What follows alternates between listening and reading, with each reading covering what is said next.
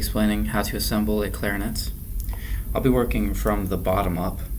First we have the bell, and that's going to connect to this bottom joint. When you attach the bell, you need to use a twisting motion and ensure that it's all the way on. If the corks are a little bit tight, you can apply grease to make it a little bit easier, like so. You can now attach the second of the body joints to the top or the opposite part of where the bell was just attached. Again, with a twisting motion, being careful not to bend or damage any of the keys.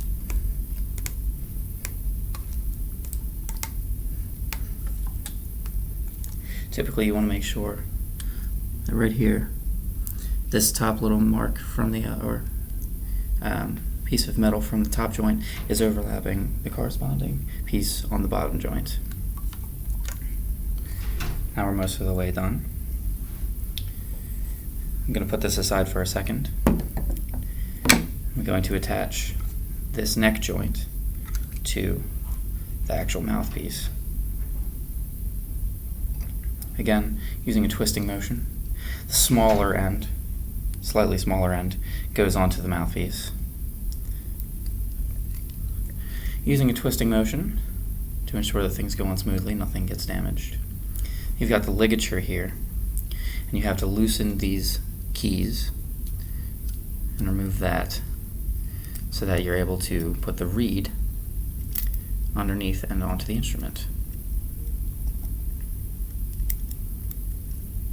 That should come off like so. I've got a 2.5 here.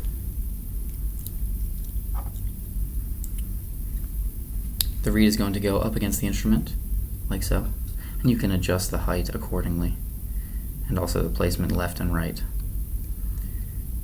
And once you think you've got it in a good place, like so, you can press the ligature on top. I need to loosen it a little bit more, depending on how thick the reed is. And I like to get the reed just about under where this little U is on the bottom side of the reed. So now we've got that there. You can tighten it up,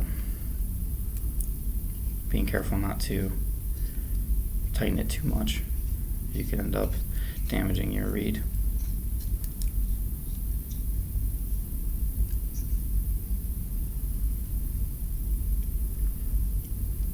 Now that we've got the mouthpiece attached to the neck joint properly, we can place it on top of the remainder of the instrument. And again, we're going to give it a twisting motion to ensure that it goes on smoothly. And now we have got, after you adjust the mouthpiece to make sure it's going to be lined up correctly. And typically I like to have the reed straight up from where the thumb rest is here. So the thumb rest is here, and the reed is going to be in a straight line all the way up, also lined up with the register key. And now you've got a fully assembled